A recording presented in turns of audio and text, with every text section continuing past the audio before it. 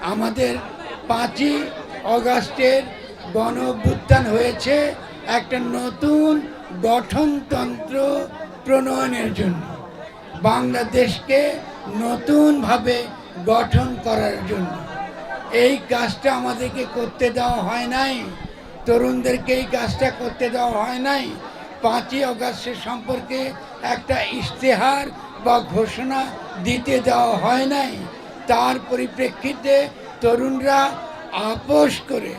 আপোষের তারা কোনো বিশৃঙ্খলা করতে চায় না, কোনো ঝামেলা করতে চায় না। তারা বলছে আমরা একটা নতুন দল করব, তারা দল করছে এবং তাদের দাবি হচ্ছে তোমরা যদি আমাদেরকে এত কিছু করতে দাও নাই, আমাদেরকে যদি নির্বাচনই চাও তাহলে আমাদেরকে আগে গণপরিষদ নির্বাচন করতে দিতে হবে।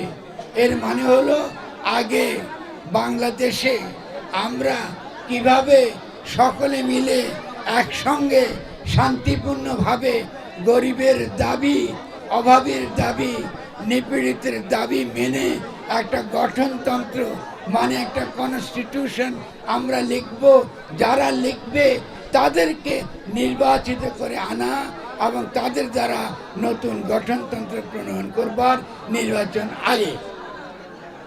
আপনারা কি এটা সমর্থন করেন? এটাই ছাত্ররা বলছে। কিন্তু যারা আমাদেরকে বাংলাদেশকে নতুনভাবে গঠন করতে দিতে চায় না, তারা বলছে না, আমরা এখনই নির্বাচন চাই, আমরা এখনই সরকার গঠন করতে চাই। ওরা 15 বছর লুটপাট করেছে, আমরা আবার 15 বছর 20 বছর লুটপাট করব।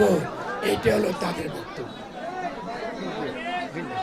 ঠিক আমাদের কাজ তারা করতে দিচ্ছে না, ফলে তাদের সম্পর্কে সাবধান থাকবেন। আমরা নতুন বাংলাদেশ গঠন করতে চাই।